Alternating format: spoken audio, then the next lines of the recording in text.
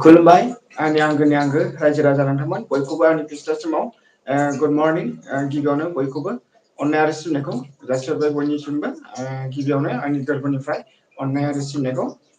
बयनोबो जासिहरबाय आसा खालाम नोंथांमोना बयबो इसोरनि अननायाव मोजाङै दङ लोगोसे आंबो मोजाङै दङ स' लोगोफोर दिनै आं माखासे गोनां बाथ्रा नोंथांमोनजों रायज्लायनो सानदों मानोना आंहा चेनेला 4 बोसोर जाबाय बेनि थाखाय आं दिनैहाय मोनसे चेनेल गोदान खुलिदों नोंथांमोना अन्नानै सापर्ट खालामनांगोनखौ आं मिजिंथिबाय स' लोगोफोर अब्ला नोंथांमोना बयबो भिडिअखौ जोबजासिम नायलांगोन होननानै आसा खालामगोन दिनै फेसबुकखौ नोंथांमोना दिनै फोरमायगोन आरोना अब्ला नोंथांमोना आंनि बे जोंहा ब्लग चेनेलखौ बे नामजोंनो खुलिफिनदों आरोना लोगोफोर नैबे चेनेलखौ आङो डिलिट खालामसिगोन आरोना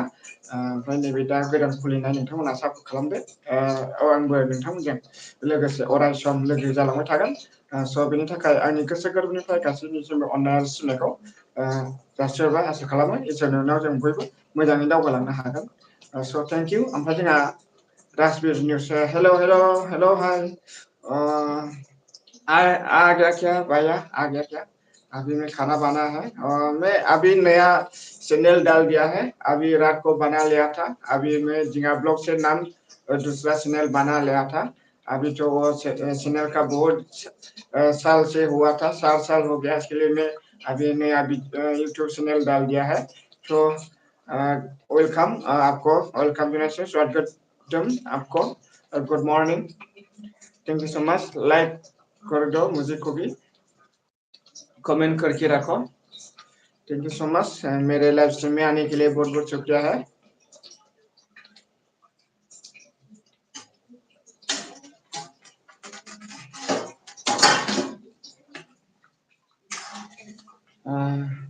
good morning okay good morning same to you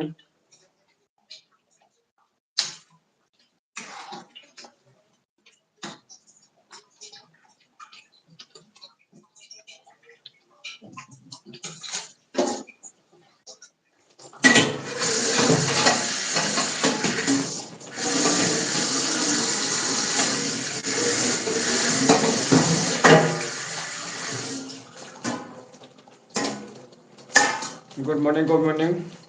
भैया जी गुड मॉर्निंग वेलकम मेरा नया चैनल बना लिया है अभी कल बना था रात को बना लिया था अभी उसको भी नाम चेंज किया है उसका नाम क्या जिंगा ब्लॉग बना लिया है उसको भी बराबर नाम बना लिया था उसको डिलीट करेगा अभी वो पुराना है ना जो उसको मैं डिलीट करेगा बाद में गामियारि सफैनानै थेंक इउ सो माच खुलुमबाय वेलकाम गुड मर्निं गावनि बेसेन गोसा समखौ दोनथ'नोब्लाबो आंनि फेसलेसआव नुजाफैनो हानायनि थाखाय स' थेंक इउ गोजोननायखौ जासिहरबाय ओमफ्राय आयु किसना आं सोलाबैयावसो होलायबाय आदसा सोलाबाखै आरोना अके बाजै गामि आङो चेनेल खुलिबाय आरोना नोङो कमेन्ट हरदों ना दहायना थेंक इउ सो माच गोदान खुलिबाय आरोना मैया हरावहाय मानोना नैबे चेनेला आंना मन' जाला आरोना बिराद बोसोर थांबाय 4 बोसोर थांबाय आरोना नोंथांमोनखौ सापर्ट खालामनो थाखायसो आङो एलबि लाबोबाय थानाय जादोंमोन बेखौ मालामखौनो फोरमायबाय थाखादोंमोन आं सिगां समावनो ओमफ्राय दिनैनि गेजेराव आं बेखौ फोरमायनो थाखाय एलबि फेस लाइभ स्ट्रिमखौ नोंथांमोना सफैबाय नोंथांमोनजों नुजाफैनो हाबाय स' थेंक इउ गासैनिसिमबो आंनि गोरबोनिफ्राय अननाय आरो सिबिनायखौ जासिहरबाय गिबियावनो ओमफ्राय दहायनो होबाबो जायोमोन दहाय आं माने सासे मानसिनि सार्ट लाबाय थादोंमोन आङो ओमफ्राय नोंनावबो थांबाय थादोंमोन आरोना बेनावबो थांबाय थादोंमोन ओमफ्राय स' थेंक इउ गोजोननाय थाबाय बेसेन गोसा समखौ दोनथ'नोब्लाबो नुजाफैनो हानायनि थाखाय आंनि गोरबोनिफ्राय स' अननाय आरो सिबिनाय बयनोबो जासिहरबावबाय ओंख्रि संदोंबा जायो दायो अके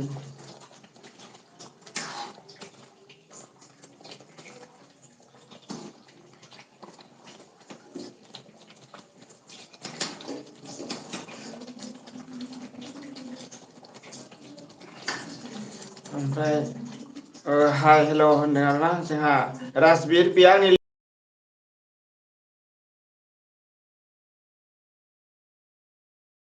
निउसनि लोगो आंजों खामानिफ्रा best friend this is my best friend Rajbir news इसका चैनल है वो मेरा बेस्ट फ्रेंड उसका पास में रहता है अभी सब इसको दोस्त बनाओ अभी गामियारि family blog thank you welcome join हो गया सब लोग को ओमफ्राय जोंहा आं थांनो हाथ'ला जिउ दे गाज्रि दामोन बेस्थ' जाबाय ओइ जेबो नङा बाजै जेबो नङा no tension I have no tension no problem okay yes there do you work okay do go to do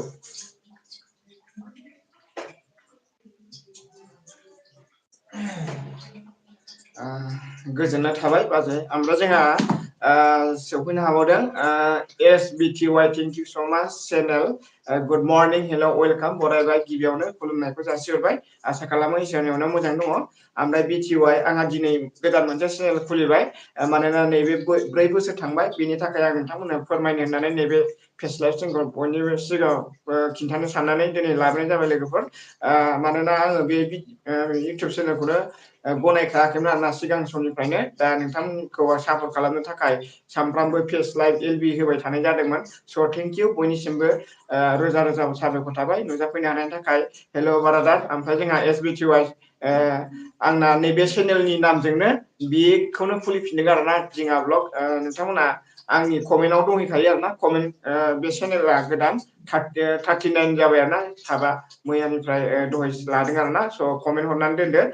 गोदान भिडिअ हगारबाय मोननै हगारदों मैया मोनसे दानि मोनसे हगारबाय स' नायनानै सापर्ट खालामलायदो आंबो नोंथांमोनजों अराय सम लोगो जालांबाय थागोन आरो हेफाजाब होलांबाय थागोन आरो बयखौबो थांना थासान्दियाव बुहुमाव जेरैसिम माबायदि मानसि माबायदि लोगो मोनलांगोन बेखौ सापर्ट खालामनानै बयजोंबो गोरोबनानै थालांगोन मिजिं थिबाय बयनिसिमबो गोरबोनिफ्राय अननाय आरो सिबिनायखौ जासिबाय नुजाफैनो हानायनि थाखाय SBTY थेंक इउ स' माच ओमफ्राय लाइक होदो आरोना रिंसार थेंक इउ ओमफ्राय जोंहा 3 लाइक अनलि थेंक इउ अके खालामगोन दे अके ओमफ्राय SBTY हेलौ होनदों आरोना आदसा हेलौ होनदों आरोना ओमफ्राय आं बे चेनेलखौ नांखाला आरोना ओंखायनो मन' जाखाला आरोना 4 बोसोर जाबाय बे चेनेला आं बे चेनेलखौहाय नोंथांमोनखौ सापर्ट खालामनो थाखाय लाबोबाय थानाय जादोंमोन स' गोरबोनिफ्राय आंनिफ्राय मा दंबावो आरोबाव गोदान मिजिंजों गोदान हास्थायनायजों अननाय आरो सिबिनायखौ जासिहरबाय ओमफ्राय राजबिर हाय होनदों आदसा होमबा ब्लु होनसै आरोना सपोर्ट करो आपको मैं ब्लू दिया है कमेंट करो दोनों को भी ब्लू देता हूँ दोनों भी सपोर्ट हो जाओ कमेंट करके रखो रिटर्न मिलेगा कमेंट करो ओमफ्राय जोंहा आंबो लाइक होआखै आरोना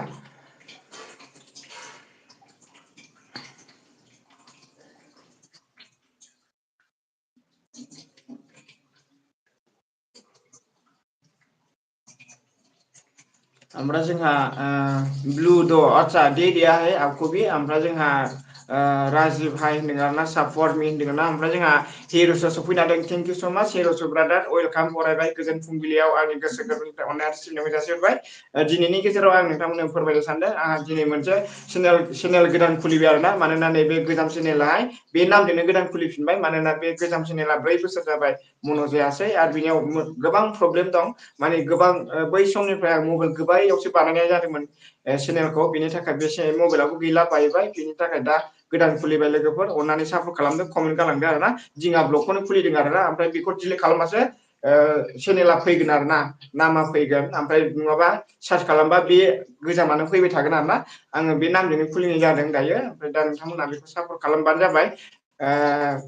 आङो लिंकखौ होनो हानाय नङा बे मबाइलावनो दं नालाय ओंखायनो लिंकखौ होनो हाथ'वाखै आरोना उनाव नाजानोसै कमेन्ट हरसै आरोना नोंथांमोनजों आंनो जिखुनु आंनि चेनेलाव कमेन्ट हरबानो नोंथांमोना 100% बेखौ मोनगोन आरो आंखौ सापर्ट खालामगोन होननानै आं मिजिंथिबाय गोरबोनिफ्राय ओमफ्राय हिर'सो थेंक इउ स' माच आंनिखौबो खमसिन माथो मोननाया मा होनदों आंनिख्रुइबो खमसिन माथो नोंनिया ना ब्रादार औ बिराद खम आरोना 4 बोसोर बारासो जाबाय खोमा खमसिन आरोना अनेक खम आरोना स' थेंक इउ सापर्ट होफैनायनि थाखाय जोबोद साबायखर थाबाय ओमफ्राय दे नोंसोरबो सापर्ट खालामलांबाय थादो आरोना आंखौ ओमफ्राय आं आइडि सोलायनायनि र' होमबा आइडि थानो हागौ खोमा ब्लु होआखै बे चेनेलखौ माने नांखाला नालाय ओमफ्राय आं दा बेखौ सापर्ट खालामसै आरोना जोंहा SBTनि थाखाय मा दं नायनि आं SBT 807 दंमोन आरोना थेंक इउ गोजोननाय थाबाय दे नाजाबाय था आरोना LB होबाय दा नोंनि थाखाय आइडि दङ गोदान खुलिबाय आरोना ओमफ्राय आंनि चेनेलखौ साब खालामनानै गालांदो नैबे नङा दे बेखौ खालामाबाबो जासिगोन बायदि मोनबाय आं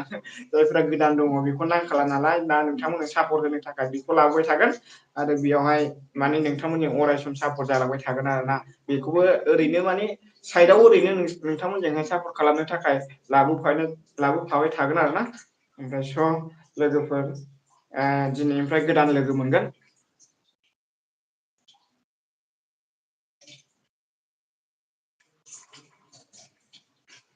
भिडिअ नायनांगौमोन ना नोंनिखौ बावदोंसो भिडिअ नायनो नागिरनाया। भिडिअआ एसे गोलावखौ नायसै अब्लालाय दान खालामसै आरोना। 5 मिनिट 4 मिनिट अके गासिबो बिदिजोब आरोना 5 मिनिट 4 मिनिट 3 मिनिटखौ नायसै आरोना 3 मिनिटखौ नायसै ओमफ्राय मा होनदों राजिब निउस साब लाइक दन करके आएगा प्लीज बैक राजीव आपको बोला था मेरा दोस्त है उसका राजीव न्यूज का एसबीटी फॉलो कर दिया। अच्छा ओके फॉलो करो कर दिया ओके ज्वाइन हो जाओ सब लोग को दोस्त बना के सब ले ओमफ्राय जोंहा अके ब्रादार मोनसे कमेन्ट खालामना दोन अके जागोन खालामजोबगोन नोंनाथ' एसबिटिवाइ खा ओमफ्राय आंनि कमेन्टआव नैबे चेनेलनि कमेन्टनि गोजौआव दंखायो आरोना आंनि कमेन्टनि गोजौआव लिंक होखादों आं माबा कमेन्ट गारबोखादों आरोना अननानै बयबो सापर्ट खालामलायदो होननानै आंनि चेनेलावनो आंनो खालामदों आरोना थांबानो मोनबाय बै भिडिअ गोदानाव आरोना सर्ट भिडिअबो दं ओमफ्राय गोदानावबो दं आरोना कमेन्ट गारबोखादों बेयाव थांबाबो मोनगोन आरोना आंनि चेनेलाव थांनानै भिडिअखौ नायनानै कमेन्टनियावहाय गोजौहाय दङ अननानै सापर्ट खालाम माव थुबानो मोनगोन आरोना बेयावहाय हरबानो जाबाय ओमफ्राय जोंहा थेंक इउ राजबिर होनदों आरोना ओमफ्राय फल' बेक बिटिआइ बेक फल' अके फल' दिहाय ओमफ्राय जाबाय आरोना जोंहा ओमफ्राय दा अनलाइन जायाखै दाबो दान्स जागासिनो दङ।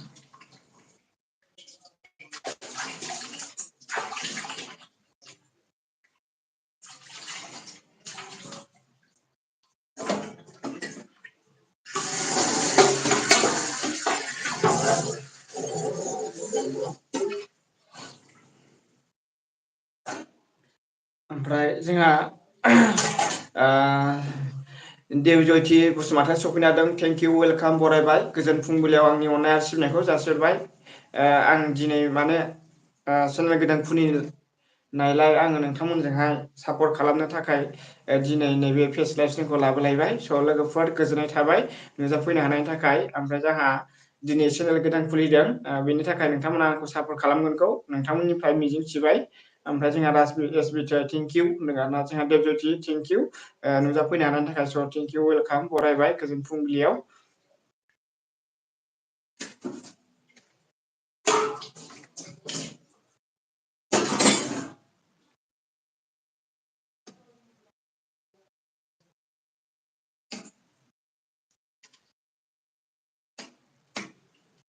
ओमफ्राय मा होनदों हाय होनदों रिया थेंक इउ स' माच रिया आंनि लाइभ स्ट्रिमाव नुजाफैनो हानायनि थाखाय जोबोद साबायखर थाबाय रिया थेंक इउ गोजोननाय थाबाय गुड मर्निं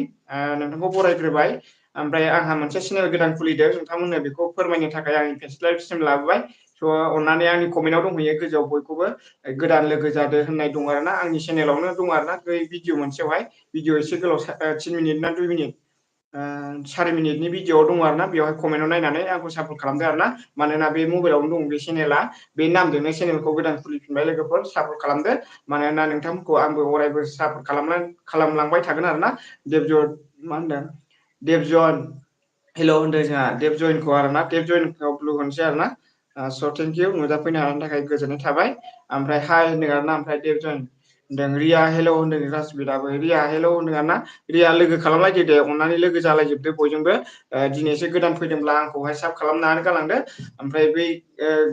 गोजाम चेनेलखौबो साब खालामदो ओमफ्राय कमेन्टआव थांनानै बै दिङा ब्लग गोदान मोनसे लिरनाय दंना बिबार हरनाय बेखौबो कमेन्ट हरनानै गालांदो साब खालामदो बेयो आंनि गोदान चेनेल दानिसो 39 माबा जाबाय आरोना साब मोनबाय आरोना 39 ओमफ्राय अननानै आंखौबो हेफाजाब होलांगोनखौ आं मिजिंथिबाय बयनिसिमबो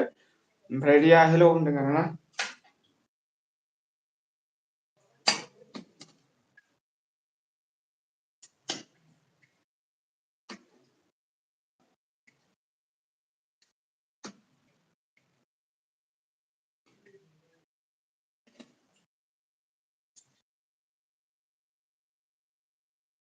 ओमफ्राय जोंहा रिया love you too love you too अल ओमफ्राय जोंहा होनदों आरोना लाभ इउ टु रिया थेंक इउ स' माच लाभ इउ टु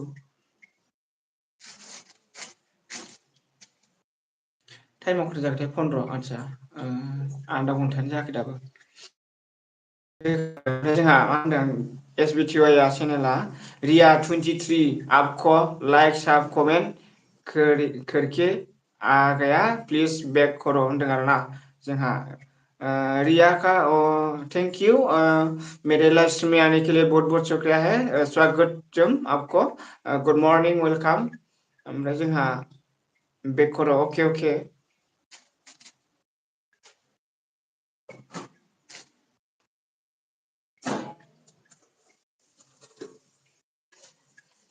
आङो ओंख्रि संदोंबो ओमफ्राय बेबो होनाय जाबाय ओमफ्राय जोंहा प्लीज हिंदी में बात कीजिए ओके ओके ओके हिंदी में बोलने का नहीं आता है थोड़ा थोड़ा बोल हो सकता है मुझको लेकिन ज्यादा नहीं आता है हम लोग मुझे ज्यादा नहीं बोलने का नहीं आता है थोड़ा थोड़ा आता है लेकिन मैं बोलने का क्या करेगा प्रॉब्लम होगा मुझको भी बोलने का तो आता है थोड़ा थोड़ा लेकिन ज्यादा नहीं आता है ये राजवीर का वो आता है बोलने का वो मेरा दोस्त है इसका भी चैनल है वो राजबार न्यूज है ना उसका बोलता है हिंदी में बोल देता है उसका और इसका मालूम है मुझे तो आसामी आदमी है ना इसके लिए बोलने का नहीं सकता है थोड़ा थोड़ा बोलने हो सकता है ओमफ्राय ब्रो हाय आसाम से अच्छा ओके मैं आसाम से हूँ इसके लिए मैं बोलने का नहीं ज्यादा आता है थोड़ा थोड़ा आता है मैं अभी तो नया आदमी है ना इसके लिए मुंबई से काम करने आया था इसके लिए मैं थोड़ा थोड़ा बोलने हो सकता ओमफ्राय जोंना ऑन थैंक यू डेब्यूटी थैंक यू सो मच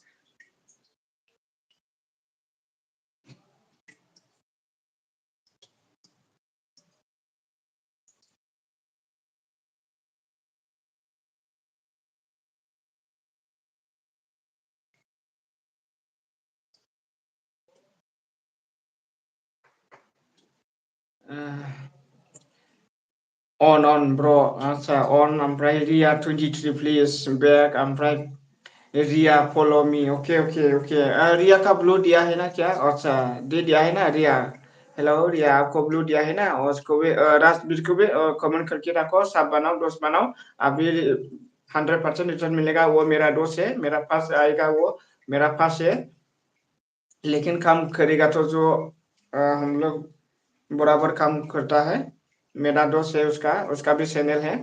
और सब लेने आ गया मेरा पास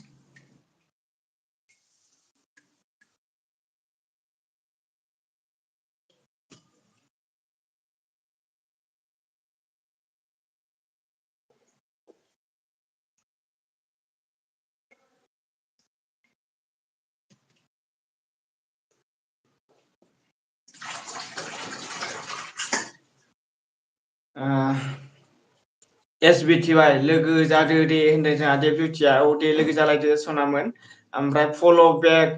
रिया 23 ओके ओके ओके फल' बेक करो रिटार्न करो सब करो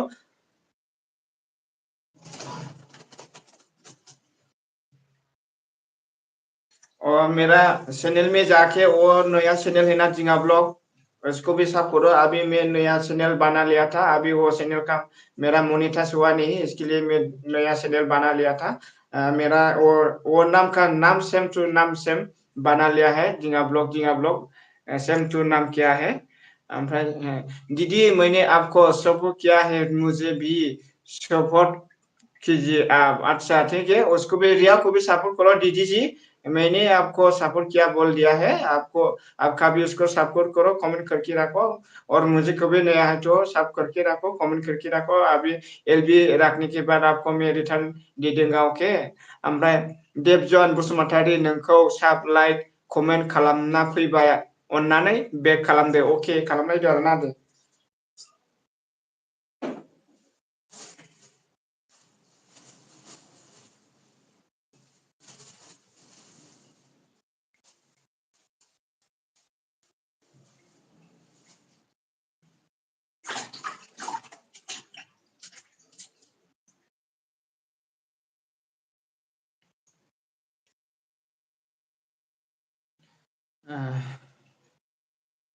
सान्दुं गोसाथारलै बिराद सान्दुं दं माथो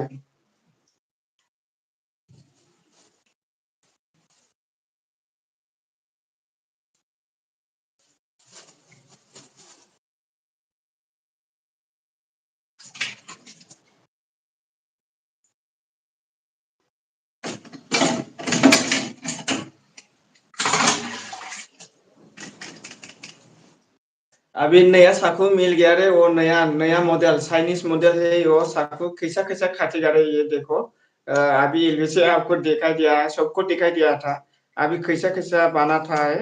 ये देखो भाई जी। चाकू है उसका, ये चाकू है, नया मॉडल से बना लिया था उसको भी। लेके आया था, 100 रुपया में मिलेगा उसको। ये चाकू देखो कैसा है,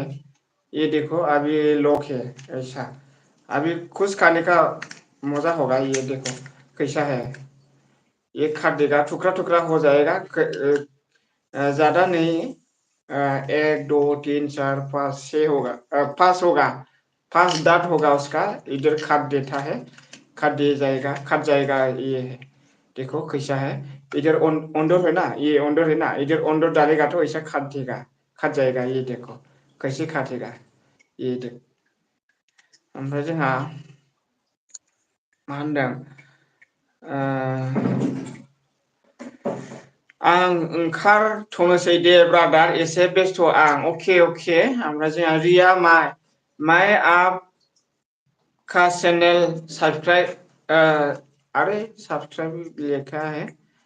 फुल लिखने का नहीं है, ठीक है ओके श्योर है। कर दिया हूँ आप भी मुझे कर दो सपोर्ट। अच्छा थैंक यू सपोर्ट कर दो सबको। ओमफ्राय खालामबाय एसबिटिआइ, थैंक यू। ओमफ्राय जोंहा देबज्योति एसबिटिआइ खालामबाय आं, थैंक यू। ओमफ्राय जोंहा देबज्योति गाबबाय आरोना, आयौ मानो गाबखो जोंहा सना मानो गाबखो लोगो, सना मानो गाबखो। ओरै हानोसै आरोना, नै बेखौ दानानै बानलु सोबाय आरोना आं बेयाव, बानलु सोबाय ओरै हानोसै बेखौ। आयौ हाव गोलैगोनलै दा, खिन्थानि आरोना हानायखौ आं। नै हानायखौ खोन्थानि आरोना, बेयाव सोबाय नालाय बे हाबाय आरोना, नै गोलैबाय बे जाबाय आरोना। काट दिया है, क्या बोला, मिर्ची काटता है, मिर्ची काट दिया है अभी मैं इसको। ये देखो कैसा काट देगा, ये देख मिर्ची काट दिया है। मिर्ची काट दिया है इसको, अभी देखो कैसा काट देता है, कैसे कैसे काट दे हो जाएगा। ये देखो टुकड़ा टुकड़ा हो जाएगा।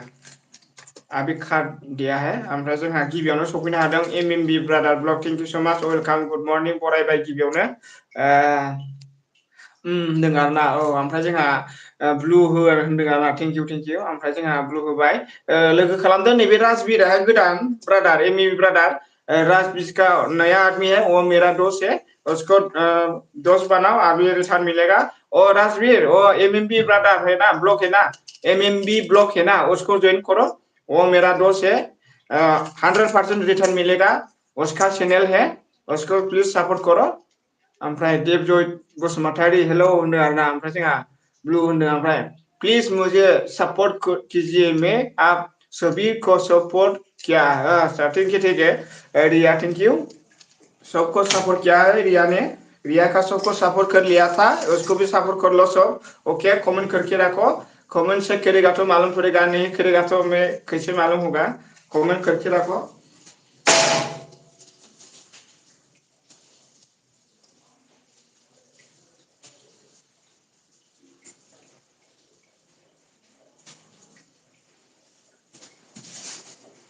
सब लोग को कमेंट कीजिए, दोस्त बना ले, support me Debjyoti Basumatary. Okay दिङा आइडि दंबा हरदो। दङथ' आरोना, र' देबज्योतिनि थाखाय दंना गैया नायनि, कलखां खालामाखै आङो। थानो हागौ देबज्योति, बारा फैलाबायाना नोंसोरो, फैबा मोनो आरोना, बे फैयाबाथाय गोदान जाखायो आरोना। ओमफ्राय र' नायनोसै आरोना, अब्ला आइडिया थागोन खोमा। जोंहा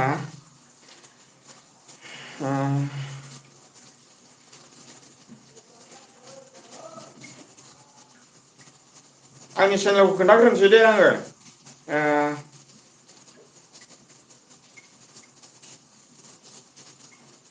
नैबेनो जागोन गोदान चेनेला आरोना, दिङा ब्लग। स' लोगोफोर नायदो आरोना, भिडिअ मोननै हगारबाय आं, मोनसे भिडिअ गोलाव हगारबाय, दानिसो हगारदों आरोना, नैबे आरोना, ओमफ्राय नैबे आरोना भिडिअआ। नायदो आरोना, नायनानै बेयाव कमेन्ट हरदो आरोना, कमेन्ट दंखायो। स' लोगोफोर सापर्ट खालामलायदो आरोना आंखौबो। बेजों आइडि गोदान जागोन नोंसोरो, माने बे आइडि गोदान जासिगोन, नोंथांनि थाखाय बेयो गासिबो आइडि जाजोबगोन गोदान। ओमफ्राय दा जोंहा साफा खालामसै आरोना अके ओमफ्राय दा साफा खालामसै आरोना होमबा आंनि चेनेलाव थांसै ओमफ्राय जोंहा आइडि दंबा हरदो नै बबे गोदान चेनेलखौ सापर्ट खालामनो थिनदोंमोन आयौ मा जाखो फनसो फैबाय हेल' औ लाइभ होदों गोजानाव ए माइ दं आदसा आंबो नै ओंखाम जानोसो नागिरबाय दायो बेस्थ' आदसा अके ओमफ्राय होला नों होला अ हो दे हो नागारनाङा नोङो सानसेबो दा नागारखा होबाय था सानसेयाव खननै हो नोङो आंनाथ' जाखाला आं माबानोसै आं मा होनो बेखौहाय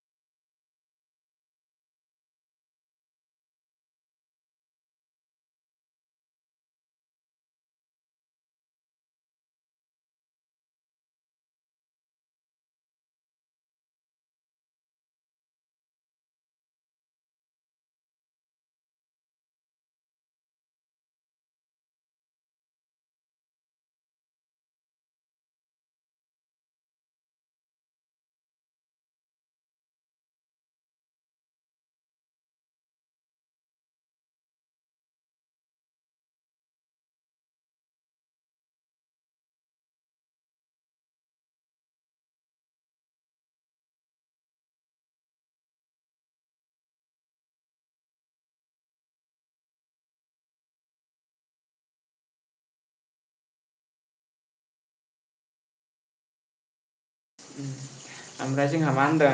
आइदि दंबा हरदो नोंनि बबे चेनेलखौ होनदों बे गोदान बे नामजोंनो खुलिदों ब्रादार आङो ओमफ्राय जोंहा राजबिर आपका साब खोर दिया है होनदों खोर गैया है क्या राजिब ओमफ्राय देबज्यति बसुमतारी थेंक्स अके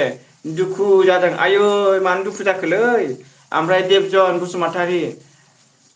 मा होनदों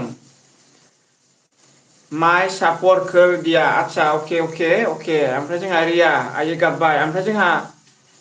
बि एम एस मिक्स लाइभ सफैना दं थेंक इउ स' माच वेलकाम गोजोन फुंबिलिनि बयनि आंनि अननाय आरो सिबिनायखौ जासिहरबाय थेंक इउ आदा लाइक देम अके खुलुमबाय गुड मर्निं ओमफ्राय आंहा चेनेल गोदान खुलिदों दै कमेन्ट नायनानै मादो आरोना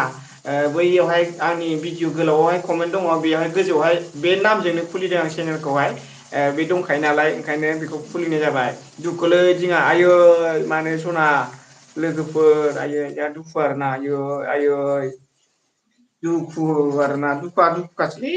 आइदि बिदोंमोन आरोना जोंहा आइदि हरनि आं दे र' आइदिया नोंनि थाखाय दं होनदों नामा बे जुथिया आइदि बिदोंमोन आरोना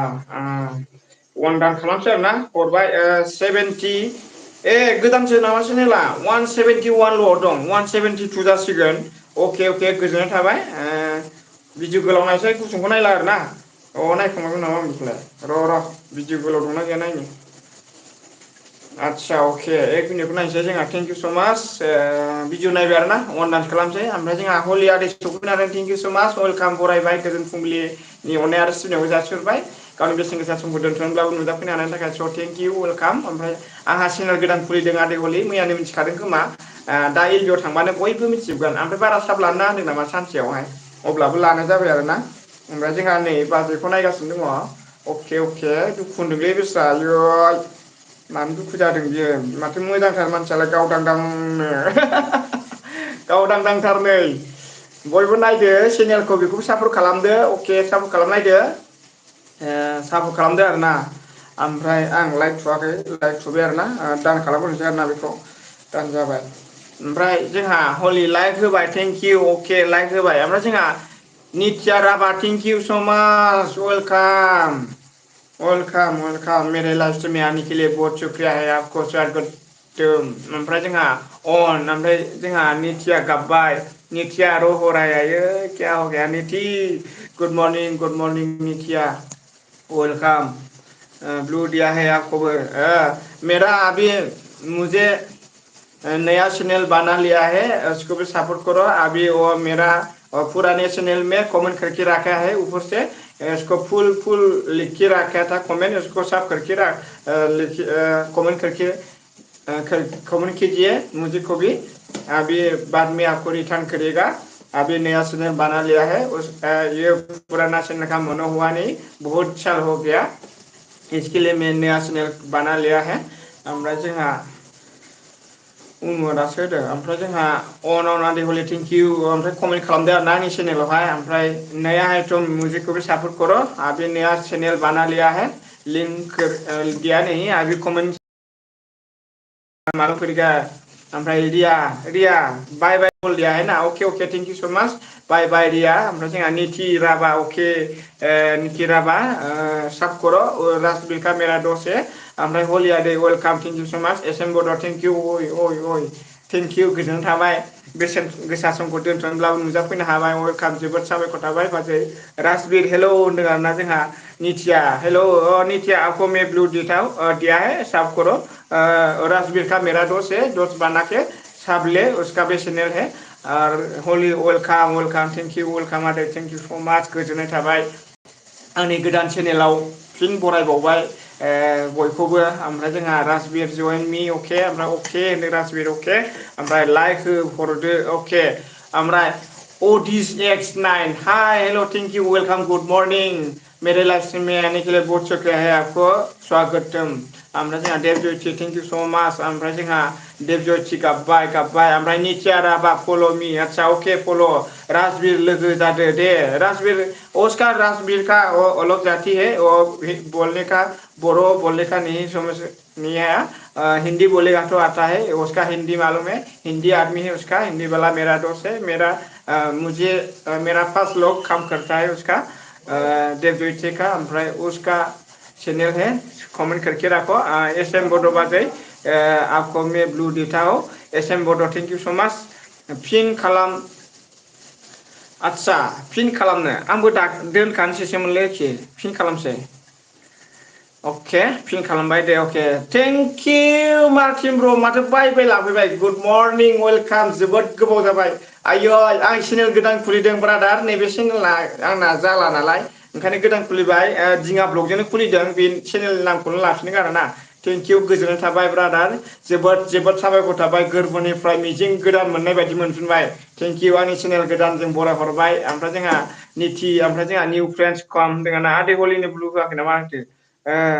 ब्लु होबाय आदै हलि, थेंक इउ। ओमफ्राय जोंहा निथिया हाहा, ओमफ्राय देबज्योति, ओमफ्राय जोंहा मा होनदों अन, थेंक इउ हलि आदै, निउ फ्रेन्ड्स खालामदों। ओमफ्राय देबज्योति हेलौ होनदों निथिया। ओमफ्राय इदिस आंबो मा होनदों, आंबो ब्र सो ब्रा होनदों, औ ब्र सो ब्रा, औ आच्छा औ दे। ओमफ्राय जोंहा मा होनदों हलि आदैया निउ फ्रेन्ड्स रिटार्न मा होनदों, new friends come back to back media, okay मिलेगा, टू बैग मिलेगा, ओके टू बैग मिलेगा, टू मिलेगा, टू बाप रे बाप, टू मिलेगा, एक बार खेलेगा तो टू मिलेगा बैग में। ओमफ्राय जोंहा राजबीर जइन मी रिटार्न दिंगी, आच्छा ओइ हेलौ होनो आइडि हेलौ, अके ओमफ्राय नित्या राभा सापर्ट कर दिया, अके माने गोजामा मा जाखो आदै होनदों, गोजामा माने मन' जानाय नंला आरोना, बियो खुनु लाब गैला, बियो आं बोसोरब्रै जाबाय बेखौ सालायनाया। ओमफ्राय बेनि थाखाय आं नोंथांमोनजोंहाय सापर्ट लानो थाखाय बे चेनेलखौहाय फोथांनानै दं आरोना, ओरैनोब्लाबो खुनु लाब गैला। आं आलु बाथोन बानायगासिनो दं नै, आलु पराठा बना दिया अभी, दाली सब्जी बना लिया है अभी, खाके काफी जाना पड़ेगा अभी, ज्यादा टाइम नहीं, टाइम हो गया, थोड़ा लेट हो जाएगा अभी मैं आज। ओमफ्राय जोंहा गोजामा मा जाखो होनदों, ओमफ्राय हेलौ होनदों आरोना। ओमफ्राय जोंहा आंनिखौ नङालै गोदान चेनेलखौ, बे चेनेला बेयावनोखाय जाला आरोना, आच्छा नोंनिखौ नङा आरोना, हैद बिदिबो जायो दे थाथों दे, थाब मोनथोंना, थाब मंग जागोन नोंहासो बिदि खालामजायोबा, बिदि खालामनानै हो आंनिखौबो आरोना, नोंनियाव थांबा बिदि खालामनानै हो आरोना, चेनेल गोदाननि थाङोबा आरोना जुदि। ओमफ्राय बे चेनेला मा जाखो होनदों, बे चेनेला बेखौ बुंनो हाला आं, माने नोंथांमोननो सापर्ट खालामनो थाखायसो फोथांनानै दं आरोना बेखौ। नोंथांमोनजों लोगो मोननो थाखाय लोगो खालामनो थाखायसो फोथांनानै लाखिदों आरोना बेखौ नङाबा आं बेखौ नांखाया आरोना सिगांनिफ्रायनो आं बेखौ जोथोन लाखायाखै मानोना बे मबाइल बै अप्प' होननाय मोनसे मबाइल गोदान दंमोन 9,000नि बेयावसो लाबायना बेबो बायबाय गैला सेस न'आवसो गेगेब बाङासिङानिसो आदार जाहैबाय आरोना बेबा मा जानानै दं मबाइलाबा न'बा मिथिला आरोना जिखुनु ओमफ्राय दा कमेन्टखौ फरायजोबनोसै आरोना आङो ओंखामखौ दाहाय जाफैनोसै जोबोद साबायखर थाबाय बयनिसिमबो आंबो बिराद सेलेक्ट जाबाय ओमफ्राय निथिया राभा फल' बेक अके ओमफ्राय हलि आइ औ अदि लोगो जा आंजों होनदों अदि हेल' लोगो जानोसै नों अदि जोंहा अदिनो ब्लु होआखै नामा आंलाय अदि दे लोगो जादो आरो ना अदि लोगो जालायदो नै लोगो जालाय बिदों जोंहा गासिबो ओमफ्राय जोंहा निथिया राभा फल' बेक ओमफ्राय अके राजबिर होनदों निथिया राभा अके राजबिर अके थेंक इउ ओमफ्राय अडिसना लोगो जादो आंजों होनदों अदि लोगो खालामदो दे एस एम बर' बाजैखौबो ओमफ्राय जोंहा फिन खालाम होनदों आरोना बे फिन खालामनो होननायाव खालामबाय डाइरेक्ट फिनानो जाबाय हाब आलु बाथोनसो हाब बानलु गोसा जाथारबायलै संख्रिया नांबावगौमोन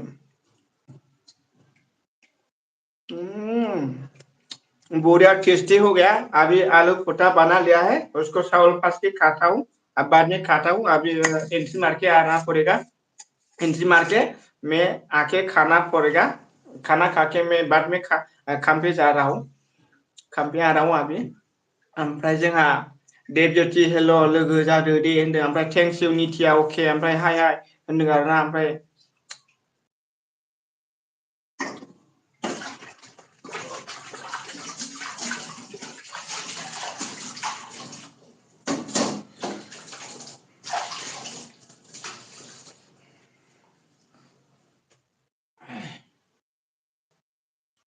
ओमफ्राय देबज्योति लोगो जादो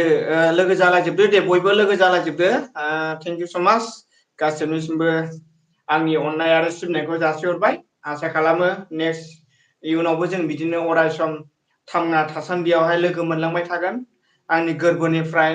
अननाय आरो सिबिनायखौ फिन जासिहरबाय लोगोसे आंहाबो टाइम जाबाय बेजों लोगोसे आं दिनैनि फेस लाइसखौ बे समाव लाखिनो सानबाय लोगोफोर अब्ला बाय बाय लाबाय आरोना दे लोगोफोर खुलुमबाय गाज्रि दामोनसै सरि माबाफोर बुंफ्लांदोंबा नोंसिनि सायावहाय गोरोन्थि जादोंब्ला आंखौ गावनि फंबाय हिसाबै निमाहा होगोनखौ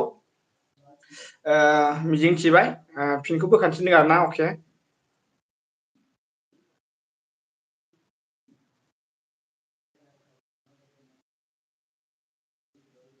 जायाखै नामा